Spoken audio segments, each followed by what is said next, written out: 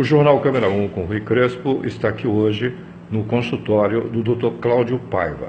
Ele é um psicanalista e nós temos um tema importante que está acontecendo praticamente em todo o Brasil. Inclusive, aqui em Vitória, no Espírito Santo, tivemos um caso de uma mulher que abusou de uma criança de 13 anos.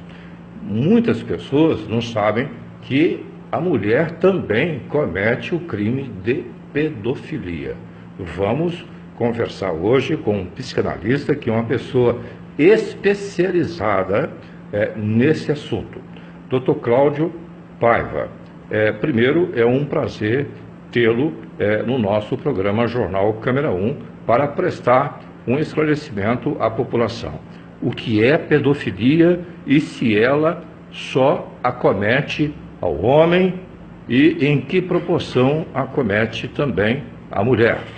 Bom, partindo do princípio que a pedofilia é uma doença, né? Tanto que ela está no Código Civil, né? Está como crime hediondo. Isso tem que ser muito bem colocado para a população. É um crime hediondo que não tem fiança, é inafiançável, e a pena é de 8 a 14 anos, e não tem esse negócio de progressão de pena não, tem que cumprir pena mesmo. Mas a pedofilia, como você me perguntou, porque a gente fala assim, o pedófilo, a gente pensa que é masculino, né? A gente pensa que é o pedófilo, mas a pedofilia, ela não tem gênero, ela não tem sexo, acontece em toda a camada social.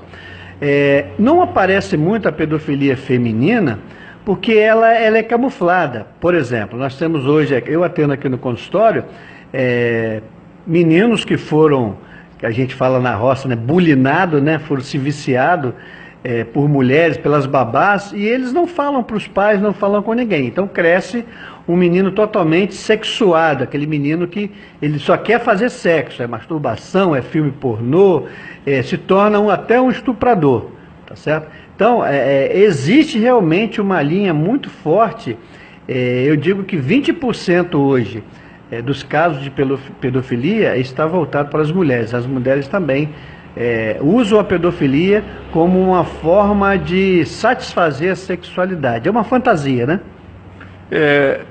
Eu fiz uma postagem no Facebook e pude ver que o tema tratado até pelos homens faziam a seguinte colocação: não, eu gostaria que fosse o meu filho, a quem dera se fosse eu.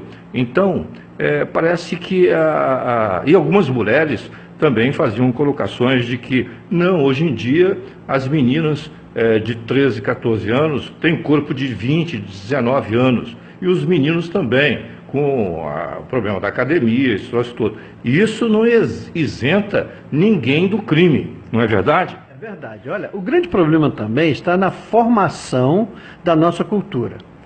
O mundo é machista, não é o Brasil que é machista, não. A formação da humanidade é uma formação machista, tá certo? Nós viemos de uma formação original machista. Primeiro que Deus criou o homem, depois a mulher, tá certo? Então, e no passado acontece muito isso. As mães, elas induzem os filhos machos, né, a desenvolver a sexualidade de uma forma mais exacerbada. Como, por exemplo, na minha época, né, não é muito tempo atrás, as mães falam assim: prenda suas cabritas que o meu cabrito está solto. Isso quer dizer o quê? Meu filho, vai lá e pode pegar a quantidade de meninos que você quiser, porque mamãe garante. Então isso é uma forma de jogar o menino, o rapaz. Ela não fala assim: pode vir pegar minhas cabritas que a minha cabrita está solta. Não. Pode pegar, mamãe, prenda suas cabritas que o meu cabrito está solto. Então isso é uma forma de quê? De acentuar a sexualidade. A sexualidade, ela foi exacerbada pela própria cultura nossa, tá certo? Então nós temos também essa visão e temos essa responsabilidade. Você vê, o homem falou o seguinte: eu queria que fosse o meu filho, porque aí é realmente demonstrar que o meu filho é macho. E a mulher também falou: não, hoje as crianças de 13 anos têm corpo de 19, de 20, tanto o homem quanto a mulher, então não é crime. Mas não é corpo que nós estamos falando, estamos falando de mente. Olha só, esse menino quando saiu do carro, eu li a reportagem, acompanhei, inclusive foi até contactado aqui por alguns pais sobre isso, o menino saiu chorando. Ele foi induzido pela pobreza que ele foi um menino de uma classe média baixa, baixíssima, conta aí nos autos que ela ofereceu R$ 1.500 para ele, tá certo? Para fazer sexo com o menino. Chegou lá na hora do ato sexual, que o policial chegou, ela já estava nas preliminares, tanto que ela saiu do carro, né? Ela estava fazendo sexo oral com o menino, tá certo? E ela já saiu do carro enrolada numa toalha, quer dizer, já estava nua, quer dizer... Ela ia partir para os finalmente.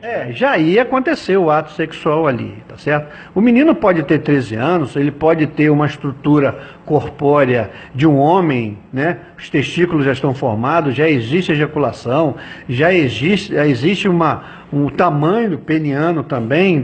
Hoje o tamanho peniano dessas crianças, né? Ele pode realmente desenvolver prematuramente o crescimento peniano. Então realmente é uma doença. É uma doença dela. E me perguntaram essa semana o seguinte, Rui, será que ela planejou agora? Não. O pedófilo, ele não planeja amanhã, ele já é pedófilo já há algum tempo atrás. É igual o suicida. O suicida, ele faz um esquema na cabeça dele de 4, 5 anos, ele vem planejando. Então, o pedófilo, ele planeja também. Ele tem o sentimento, ele começa vendo filmes infantis, ele começa, tá certo, a ter esse relacionamento infantil. Se for fazer uma análise profunda dela, eu tenho quase certeza que ela foi se viciada. Ela foi tocada quando criança e transformou isso aí numa doença agora, que é a pedofilia. Bem, pelos estudos que eu tive o prazer de realizar, parece que existem alguns tipos de pedofilia, né? A pedofilia são 3 tipos, me parece, isso que você vai esclarecer, e que tem a pedofilia mais grave, né? O pedófilo mais grave, aquele que sequestra, estupra e acaba matando. Inclusive nós tivemos uma conversa sobre isso. Eu queria que você esclarecesse a nossa população também sobre isso, e que a mulher também mata. Ela pode matar também, e às vezes com crimes até apavorantes, né? O pedófilo, ele tem algumas fases. A primeira fase é a fase mais branda, que ele tem prazer de ver uma criança tomando banho, ele tem prazer de dar banho na criança, passar talco, essas coisas todas. A segunda é a parte dos filmes, da erotização da criança, do sentimento dele em relação à criança. Então, ele entra nos canais de comunicação aí da mídia social, que está avassalador esse negócio, né? Ele entra, compra os filmes, tem grupos hoje de pedofilia, né? De pedofilia, que esses grupos ele fornecem para você filmes. Aí em São Paulo foram presas 89 pessoas ontem sobre crime de pedofilia. Eu estava vendo na CBN agora e veio essa informação. 89 pessoas foram presas e pessoas de 18 até 65 anos. E eles têm um intercâmbio entre eles. Sim, eles têm até convenção entre eles. Eles têm uma convenção, eles se reúnem, faz igual os motoqueiros, são um grupo, grupo. É uma formação de grupo. Eles se identificam, tá certo, para que possam desenvolver essa necessidade da sexualidade infantil. A gente vale até lembrar que hoje não, já tem tempo, a Araceli foi sequestrada, estuprada e é uma referência nacional como o anti-estupro, né? Então, não significa que o estupro como diz bem o doutor Cláudio, é só do gênero masculino. E o que você poderia colocar em termos de prevenção para os pais? Veja bem, nos Estados Unidos, aquele treinador, quantas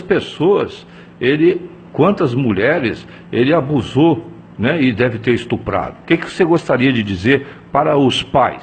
O primeiro fator importante que o pai tem que ter com seus filhos é a comunicação. Ele tem que ter a confiança do filho e sempre estar perguntando. Filho chegou em casa, filha, como é que foi a escola hoje? Nós tivemos educação física lá, e como é que foi o professor? O professor foi lá tomar banho com a gente. Quer dizer, como com a criança de 6, 7, 10 anos, um camarada galalau vai tomar banho com ela. Então você tem que ficar ligado nos sintomas que apresentam uma menina ou um rapaz ou um menino que foi se viciado por um pedófilo. Tá certo? Ele começa a se trancar dentro do quarto, ele não quer sair com a família quer almoçar, ele começa a chorar, ele tem alucinações noturnas, tá certo? Ele acorda gritando, ele acorda fazendo um monte de ações, ele se torna uma criança rebelde, ele começa a bater no outro coleguinha, porque aquilo ali transcende a necessidade dele de agredir para poder compensar, é um processo de compensação. Eu agrido você, porque eu reflito de você, eu transfiro para você aquela pessoa que me fez mal. Então, o menino fica agressivo, fica choroso, não quer sair, a comunicação se tranca, tá certo? Quando ele vê alguma coisa na televisão que é voltada para esse tipo de... ele se fecha. Então, o pai e a mãe, ele não pode, já falei isso em certa ocasião, em entrevistas em algumas TVs, que o pai não pode transferir de maneira nenhuma a educação e a formação do caráter do seu filho. Não transfira para a escola, não transfira para a igreja, não transfira para a sociedade. A responsabilidade é sua, então você tem que ficar ligado. Bem, espero que essa entrevista tenha esclarecido você. Eu agradeço, Jornal Câmera 1, com Rui Crespo, aqui com o Dr. Cláudio Paiva. Obrigado.